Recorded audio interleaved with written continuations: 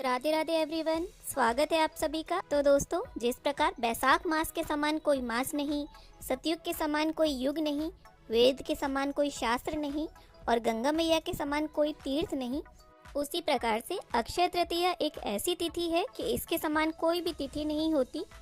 अक्षय तृतीया को अबूझ मुहूर्त माना जाता है, इसीलिए इस दिन बिना पंचांग देखे पूरे दिन में कभी भी कोई भी कार्य किया जा सकता है। ये दिन इतना शुभ होता है कि इस दिन किसी भी प्रकार का कोई भी मांगलिक कार्य किया जा सकता है।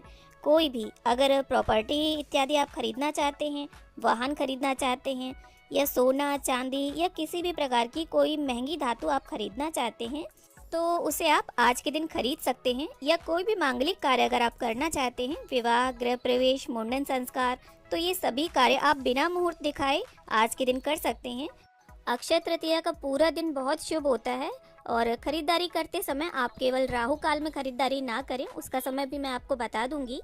और साथ ही आप अक्षय तृतीया की पूजा विधि भी स्क्रीन पर देखते चलें। और इसके साथ अक्षय तृतीया पर हमें क्या करना चाहिए, क्या नहीं करना चाहिए, किन चीज़ों का दान करना चाहिए, अक्षय तृतीया का महत्व इतना अधिक क्यों है और अक्षय तृतीया की पूजा का शुभ मुहूर्त क्या रहेगा, सोना या चांदी खरीदने के लिए क्या शुभ मुहूर्त रहेगा और इसके साथ ही लक्ष्मी प्राप्ति के लिए अक्षय तृतीया पर हमें ऐसा कौन सा उपाय करना चाहिए जिससे लक्ष्मी जी का हमारे घर पर स्थायी निवास हो, तो ये संपूर्ण जानकारी आपको आज इस वीडियो में मिलने वाली है।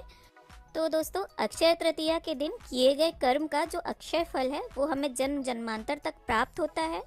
अक्षय तृतीया का जो दिन होता है वो बहुत ही ज़्यादा शुभ और मंगलकारी होता है, क्योंकि इस दिन भगवान विष्णु के छठे अवतार परशुराम जी की जयंती मनाई जाती है।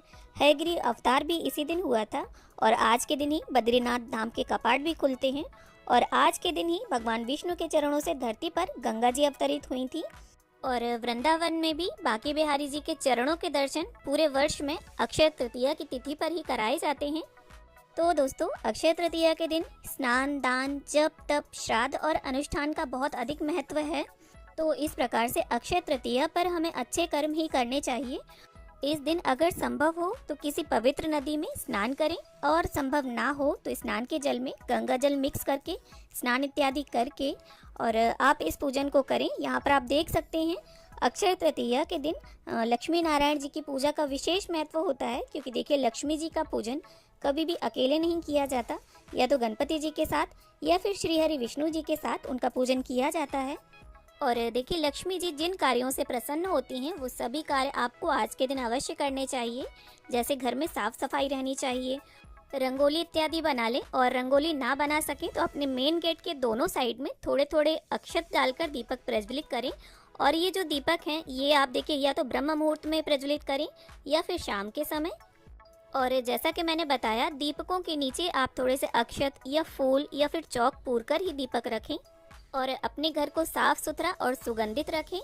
तो जैसा कि आप सभी जानते होंगे, अक्षय तृतीया 10 मई दिन शुक्रवार को पड़ रही है और शुक्रवार का जो दिन है वो माता लक्ष्मी को समर्पित होता है, इसीलिए ये जो तिथि है ये और भी विशेष हो जाती है। और इसके साथ ही देखिए पूजा का मैं शुभ मुहूर्त आपको बता देती हूँ। पूजा का जो शुभ मुहूर्त है वो 10 मई को सुबह 5:33 से लेकर दोपहर के 12:18 तक का है। और देखिए कुल अवधि जो है वो 6 घंटे 44 मिनट की होगी। तो यहाँ पर पूजा के लिए आपको काफ़ी समय मिलने वाला है, तो आप अपनी सुविधा के अनुसार इन 6 घंटे 44 मिनट में कभी भी लक्ष्मी नारायण जी का पूजन करें। और देखिए अक्षय तृतीया की पारंपरिक जो पूजा विधि है, जैसे पुराने समय में हमारे होती थी, मैंने आपको स्टार्टिंग में भी बताया कि जो खरीदारी का समय होगा उस समय में आपको राहु काल देखना है और बाकी पूरे दिन आप किसी भी टाइम खरीदारी कर सकते हैं। और राहु काल का जो समय है वो सुबह 10:45 से लेकर दोपहर के 12:23 तक का रहेगा। तो इस समय को छोड़कर आप पूरे दिन में कभी भी खरीदारी कर सकते हैं। तो अब हम बात कर लेते हैं कि अक्षय तृतीया की तिथि पर हमें क्या करना चाहिए और क्या भूलकर भी नहीं करना चाहिए। तो देखिए जैसा कि मैंने बताया, अक्षय तृतीया की जो तिथि है, इस तिथि पर किए गए कर्म का जो फल है वो कभी भी समाप्त नहीं होता, अक्षय रहता है। तो आप कोशिश ये करें अच्छे कर्म करें, जप तप दान पुण्य कर्म करें और अपने बजट के अकॉर्डिंग जो भी आप खरीद सकते हैं सोना या चांदी इस दिन आप अवश्य खरीदें, क्योंकि शास्त्रों के अनुसार इस दिन सोना या चांदी खरीदने से माँ लक्ष्मी की कृपा आप पर सदैव बनी रहती है। और देखिए दान का भी मैं आपको बता दूं, अक्षय तृतीया की तिथि पर घड़े के दान का विशेष महत्व होता है, मिट्टी के घड़े का। और इसमें आप शुद्ध जल भर लें और चाहें तो थोड़ा मीठा डाल लें और इसके साथ दक्षिणा मिलाकर आप किसी ब्राह्मण को या सुयोग्य पात्र को आप इसे दान करें। और इसके साथ साथ जौ के दान का भी विशेष महत्व होता है। आप जौ दान करें या जौ का सत्तू दान कर सकते हैं, चने की दाल का दान कर सकते हैं। और अपने सामर्थ्य के हिसाब से आप वस्त्र, फल, किसी भी प्रकार का कोई अन्न, दूध, दही, सुराही, बीजना, चीनी, इस तरह से आप इन चीज़ों का दान कर सकते हैं। और देखिए अक्षय तृतीया की तिथि पर क्या आपको भूल कर भी नहीं खरीदना चाहिए।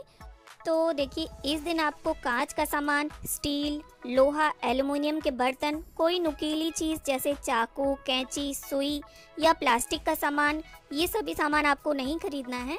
और शनि से संबंधित वस्तुएं ना खरीदें, जैसे तेल, छाता, जूता, काला कपड़ा, लोहे के बर्तन, ये सभी अशुभ फल प्रदान करते हैं। और इसके साथ साथ आपको अक्षय तृतीया पर क्या नहीं करना है तो वो भी आप जान लीजिए। आपके द्वारा किसी का भी मन ना दुखे, आप ऐसा कोई कार्य ना करें जिससे किसी और के मन को ठेस पहुंचे। और स्वार्थ निहित कार्य आपको करना है। भगवान विष्णु से संबंधित और लक्ष्मी जी से संबंधित किसी भी पुस्तक को आप आज के दिन जरूर पढ़ें। तो अब देखिए यहाँ पर मैं आपको अक्षय तृतीया के दिन किए जाने वाले 2 ऐसे उपायों के बारे में बताने वाली हूँ, जिन्हें अगर आप कर लेते हैं तो अपने जीवन में होने वाले बदलाव को आप स्वयं देखेंगे। तो यहाँ पर पहला उपाय जो है उसमें आपको अक्षय तृतीया की तिथि पर धनिया खरीद कर लाना है। जैसे देखिए धनतेरस पर भी हम धनिया खरीदते हैं और जैसा कि आप सभी जानते होंगे अक्षय तृतीया को गर्मियों की धनतेरस भी कहा जाता है। तो आपको धनिया लाना है और पूजा में उसे रखना है। और पूजा करने के बाद आपको वो धनिया अपने घर के किसी भी गमले में गाड़ देना है। इससे लक्ष्मी जी का आपके घर पर स्थायी निवास रहेगा। दूसरे उपाय में आपको गन्ने के रस से शिव जी का अभिषेक करना है। और लक्ष्मी जी की अगर मूर्ति है आपके पास, साथ ही विष्णु भगवान की भी अगर धातु की मूर्तियां हैं तो विष्णु भगवान और माता लक्ष्मी का भी आप गन्ने के रस से अभिषेक कराएं। यदि आप ऐसा करते हैं तो माता लक्ष्मी आपसे अति प्रसन्न होती हैं और आपके घर पर स्थायी निवास करती हैं। If you like the video then like, share and subscribe.